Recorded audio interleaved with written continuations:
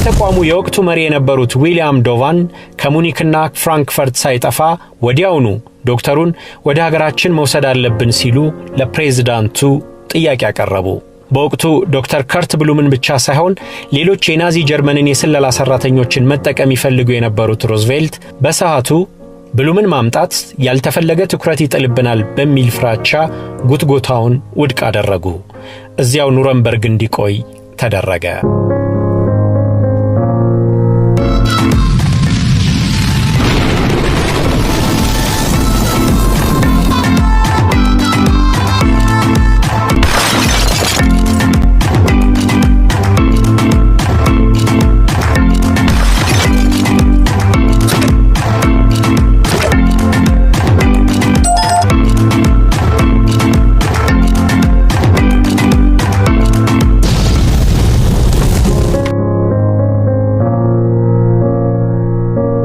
ኬሚስቱ ፍራንክ ሃውስሊ ከጓደኞቹ ጋር አሳ ሲያጠምዱሎ ደክሞታል። እንዲያም ሆኖ ረፍት መሻቱ ምሽቱን አብሯቸው ከማሳለፍ አላገደውም። ውሎውን ላብራቶሪ ቢያደርግም ቀጣሪው ግን የአሜሪካ የስለላ ተቋም የሆነው CIA እንደሆነ ያውቃል። ለጥቂቶች ብቻ በተገለጸው ፕሮጀክት MK Ultra ላይ ተሳታፊ በመሆኑ ኩራት ይለዋል። እሱና ወዳጆቹ በሐይቅ ዙሪያ እንዲዝናኑ የመዝናኛ ወጪያቸውን የሸፈነው ይሄው CIA ነው። ፀሐይ ጠልቃ ባለተራው ጨለማ ግዛቱን ሲቆጣጠር ወዳጆቹ ወንበራቸውን ስበው ጠረጴዛ ከበው ተቀመጡ። መብራቶች ክፍሉን አደመቁት። ምሽቱን በሳቅና በጨዋታ ለማጀብም የአልኮል መጠጥ ቀረበ። መለኪያቸውን አጋጩ። ሳቅና ጨዋታውም ደራ። የሚጠጡት ተራ የአልኮል መጠጥ አልነበረም። በውስጡ LSD የተባለው አደንዛዥ ዕፅ ተጨምሮበታል። ፍራንክና ወዳጆቹ ግን የመደባለቁ ነገር አልገረማቸው። እነሱም ሆነ ሌሎች ይህንን ንጥረ ነገር ሲወስዱ ተመልክተዋል። እንደ እንስሳ ያላመዱት መስሏቸውም እንደማይጎዳቸው እርግጠኛ ነበሩ። እስከ ሌሊቱ 7:35 ድረስ አብረው ተጫወቱ። ከዚያ በላይ ግን መቆየት አልቻሉም። በእንቅልፍ ተሸነፉ። ጎናቸውን ለማሳረፍ ወደ መኝታ ክፍሎቻቸው ገቡ። ፍራንክም ሁሉንም ተሰናብቶ ወደ ማደሪያው አመራ። ምን ቢደክመው እንቅልፍ ግን በቀላሉ ሊወስደው አልቻለም። እንዲሁ ሌሊቱን አነጋ። ጨለማ በተራው ለፀሐይ ቦታውን ቢለቅም የፍራንክ ዓይን ግን አልተከደነም። ጠዋት ወደ መኖሪያ ቤቱ አቀና። ስሜቱ ተረባብሿል። ወደ መኖሪያው እንደተመለሰ የቤተሰቡ አባላት ደህና እንዳልነበረ ለማወቅ ጊዜ አልወሰደባቸው። የተመረዘ ምግብ በልቶ ይሆናል የሚል ነበር ስጋታቸው። ቆይቶ ከራሱ ጋር ማውራት ጀመረ። ባልተለመደ መልኩ ለራሱ የማይረባ ሰው እንደሆነ ይናገር ነበር። ቀጥሎ በማንነቱ እንደሚያፍር ለባለቤቱ ነገራት። ያን ቀንም እንዲሁ እንቅልፍ ባይኑ ሳይዞር ነጋ። ቤተሰቦቹ ቢጨንቃቸው ወደ ሥራ አጋሮቹ ደወሉ። ይህንን የሰሙት ጓደኞቹም ተሸበሩ። በፍጥነት የሥነ ልቦና እርዳታ ማድረግ አለበት ብለው ከቤቱ ወሰዱት። ትልቁ ፍርሃታቸው በድብቅ የሚሰሩትን ተልእኮ ሊያጋልጥ ይችላል ብለው ወደ አለቃቸው ወሰዱት። ሲድኒ ጋትሊፕ እርሱ ወደሚያውቀው የሥነ አእምሮ ባለሙያ ላከው። ጠባቂዎች ተመድበውለትም ወደ ኒውዮርክ አመራ። ዶክተር ኢብራሂምሰን ተቀብሎ አስተናገዱት። ሆኖም ሐኪም ካየም በኋላ የአእምሮ ጤናው ወደ ነበረበት ሊመለስ አልቻለም። ይባሱኑ ያልነበረበትን ተጠራጣሪ ሆነ። እንቅልፍ መተኛት ከብዶት አዳሩን በሆቴሉ ሎቢ ያደረገ።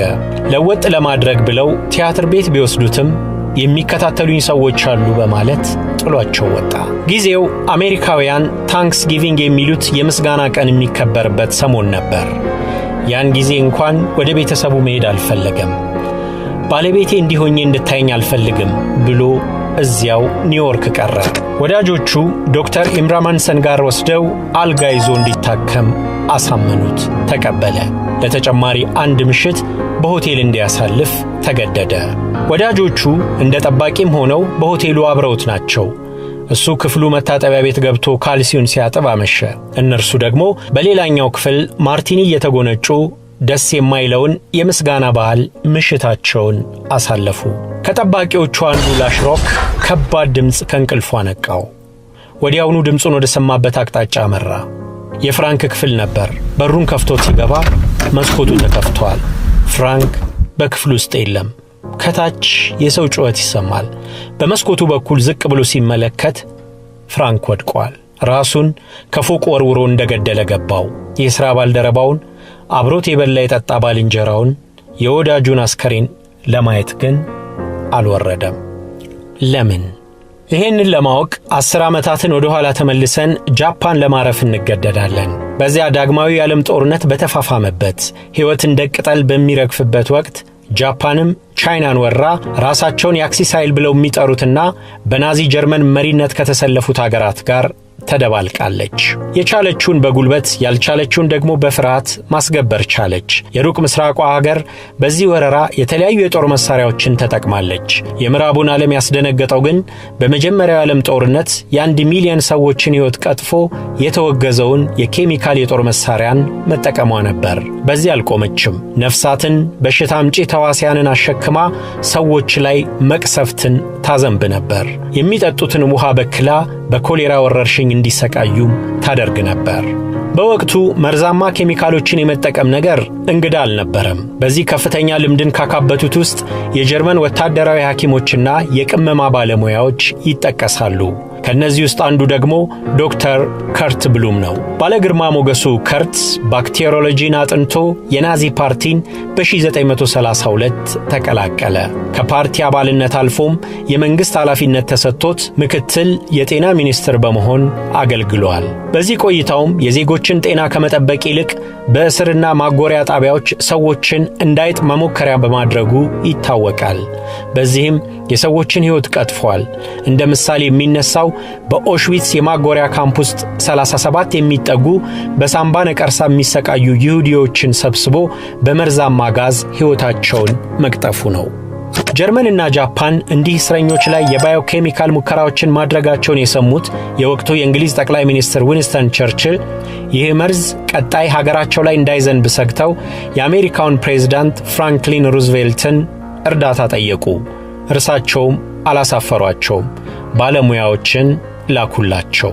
ከሲአይኤ በፊት እንደነበረ የስለላ ተቋሙም አባት እንደሆነ የሚነገርለት ኦፊስ ኦፍ ስትራቴጂክ ሰርቪስስ ኦኤስኤስ ከ1941 ጀምሮ እስረኞችን ለመመርመር የሚያስችሉ መንገዶችን በማበልጸግ ሲሰራ ቆይቷል። ከዚያው ጎን ለጎን የኬሚካል የጦር መሳሪያን ሊሰሩላቸው የሚችሉ ባለሙያዎችን ከዩኒቨርሲቲዎች አስመጥቷል። ከነዚህ የዩኒቨርሲቲ ሊቃን መካከል አንዱ ኢራ ባልዱዊን ነው። የኬሚስትሪ ሊቁ ኢራ አባቱ የሃይማኖት መምህር፣ እርሱም በትርፍ ጊዜው ምዕራፍ እያጣቀሰ ወንጌልን የሚሰብክ ሰባኪ ቢሆንም የሰው ልጆችን በጅምላ ሊጨርስ የሚችል መሳሪያ ለመስራት ላብራቶሪ ውስጥ ጉድ ከማለት ግን ያገደው የእምነትም ሆነ የሞራል ልዕልና አልነበረውም። ጀርመንና ጃፓን ያመረቷቸውን መርዞች ሳይወራወሩ ጦርነቱ በተባበሩት ኃይሎች አሸናፊነት ተጠናቀቀ። የናዚ ጀርመን ወታደሮች እጃቸውን ከሰጡና ሰላም ከወረደም በኋላ ግን የኦኤስኤስ ሰዎች የጀርመን ወታደራዊ ሐኪሞችን ፍለጋ ተሰማሩ። ቀድሞ የሰሙትን ለማረጋገጥ አሰሳቸውን ቀጠሉ። እድል ቀንቷቸው ቀንዲሉን ዶክተር ከርት ብሉምን በቁጥጥራቸው ስር አዋሉት። የተቋሙ የወቅቱ መሪ የነበሩት ዊሊያም ዶቫን ከሙኒክና ፍራንክፈርት ሳይጠፋ ወዲያውኑ ዶክተሩን ወደ ሀገራችን መውሰድ አለብን ሲሉ ለፕሬዝዳንቱ ጥያቄ ያቀረቡ። በወቅቱ ዶክተር ከርት ብሉምን ብቻ ሳይሆን ሌሎች የናዚ ጀርመንን የስለላ ሰራተኞችን መጠቀም ይፈልጉ የነበሩት ሩዝቬልት በሰዓቱ ብሉምን ማምጣት ያልተፈለገ ትኩረት ይጥልብናል በሚል ፍራቻ ጉትጎታውን ውድቅ አደረጉ።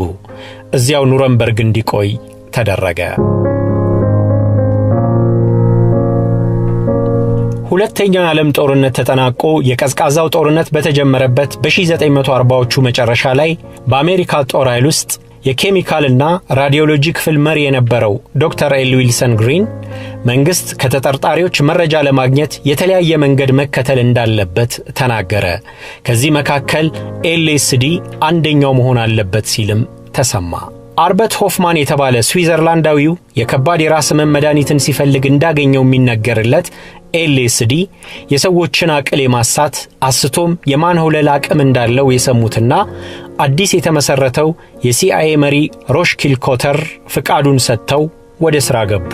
ከኤልኤስዲ በፊት እስረኞች ላይ የተለያዩ መንገዶችን በመጠቀም የሚፈልጉትን ሚስጥር ለማስወጣት ሞክረዋል። ድብደባ፣ እንቅልፍ ማሳጣትና የኤሌክትሪክ ንዝረት ተሞክረዋል።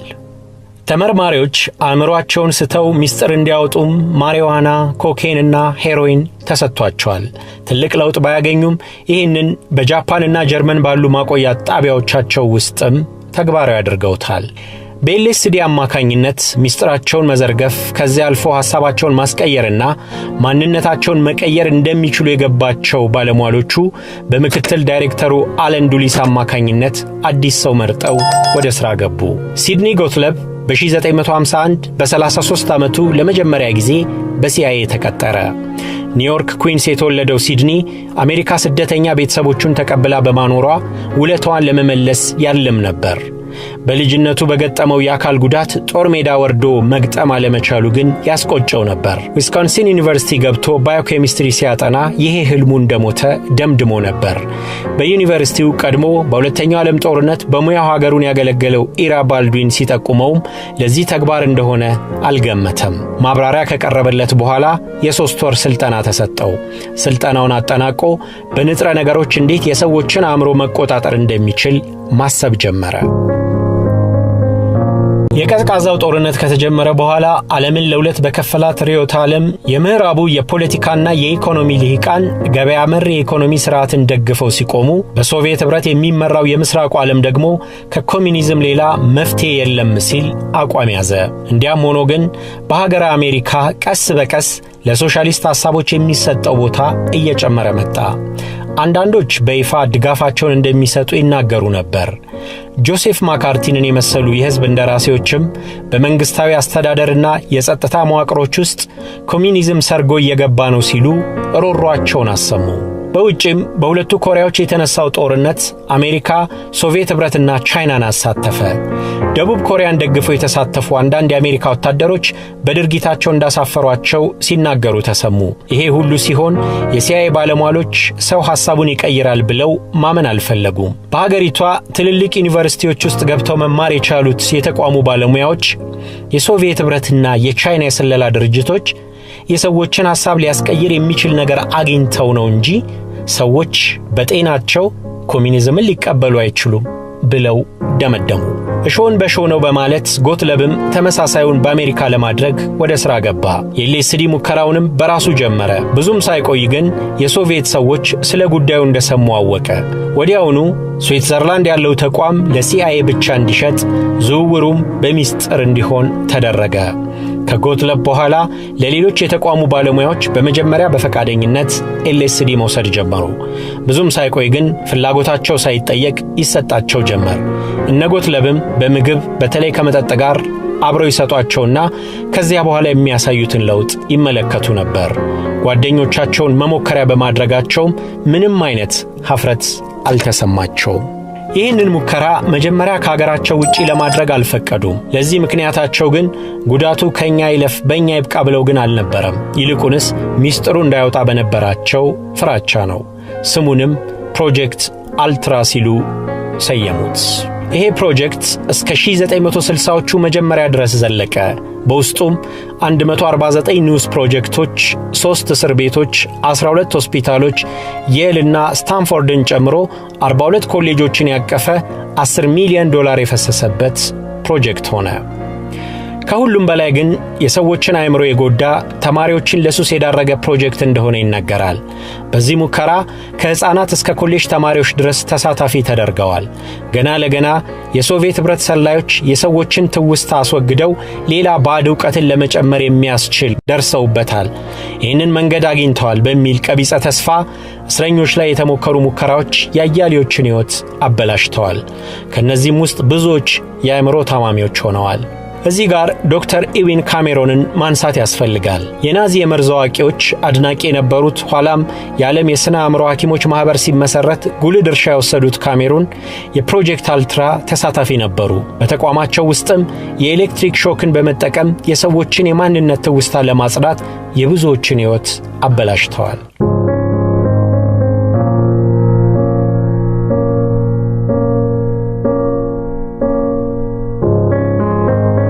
እየቆየ ለፕሮጀክቱ የሚሰጠው ትኩረት ጨመረ። ኤልኤስዲ ከላብራቶሪ ወጥቶም ወደ ማህበረሰቡ ደረሰ። የአሜሪካ መንግስት አደንዛዥ ዕፅን ወደ ሀገሩ አስመጥቶ ለብዙዎች አከፋፈለ። ይህንን ለማድረግም በዋናነት ጆርጅ ሃንተር ዋይትን ተጠቀሙ። ይህ የቀድሞ የጸጥታ አስከባሪ ልቅ የሆኑ የምሽት ድግሶችን በመደገስ ይታወቅ ነበር። ብዙ ሰዎች የሚገኙባቸው ከሱ ድግሶች በተሻለ አደንዛዥ ዕፃቸውን ለመሞከር የተመቸ ቦታ አላገኙም። እሱም ከሲአይኤ ገንዘብ እየተቀበለ ለታዳሚዎቹ ኤልኤስዲን ያድል ነበር። ይሄ ሁሉ ሲሆን በኤልኤስዲ አደንዝዘው ብሬን ዎሽ ማድረጉን ግን አላረጋገጡም። ሙከራው ግን ከሰዎችም አልፎ ከአዞ እስከ ዝሆን ድረስ አዳርሷል። በ1963 ግን ተስፋቸው ተሟጠጠ። ጎትለብም ስራውን ጨርሶ ወደ ሌላ ዲፓርትመንት ተሻገረ። በዚያም ብዙም ሳይቆይ ለሲአይኤ መስራቱን አቁሞ የበጎ አድራጎት ስራዎች ላይ ተሰማራ። ኃጢአቱን ለማጽዳት ከአፍሪካ እስከ እስያ ቢመላለስም በሀገሩ ምርመራ ተጀመረ። በምርመራው ስጋት ያለውን ሰነድ ሁሉ አጠፋ። ለነገሩ ወትሮውንም ሪፖርት ይጽፍ ስላልነበረ ያንን ለማድረግ ብዙም አልተቸገረም። በ1973 በይፋ ምርመራ ተጀመረ። የኮንግረስ አባላት ጥያቄ አቀረቡ። እርሱም የእምነት ቃሉን ሊሰጥ ምሎ እንደራሴዎቹ ፊት ተቀመጠ። የፈለጉትን መልስ ግን ሊሰጣቸው አልቻለም። ሲጠየቅ አላስታውስም የሚል መልስ ይሰጥ ነበር። በኋላ የፕሮጀክት አልትራ ሚስጥር ለሕዝብ ይፋ ተደረገ። በ1975 የመጀመሪያው ሪፖርት ሲወጣ በ2022 ደግሞ የመጨረሻው ሪፖርት ወጥቷል። ከዚህ ሁሉ ዓመታት በኋላም ግን የኬሚስቱ ፍራንክ ቤተሰቦች አሁንም የተደበቀ ሚስጥር እንዳለ ያምናሉ። እነዚህ ሪፖርቶች የአባታቸውን ገዳይ ማን እንደሆነ አይናገሩም። ራሱን እንዳላጠፋና ሌላ ሰው ከኋላ ገፍትሮ እንደጣለው እርግጠኛ ናቸው። እርግጠኝነታቸውን በይፋ ቢናገሩም በማስረጃ መደገፍ ባለመቻላቸው ግን የስለላ ተቋሙ ሊጠየቅ አልቻለም። አንድ እርግጠኛ ሆኖ መናገር የሚቻለው ግን በጊዜው ሲአይኤ በቀቢጸ ተስፋ ያደንዛዥ ዕፅን በማከፋፈል የስንቱን ተማሪና ወጣት ሕይወት ማበላሸቱ ነው።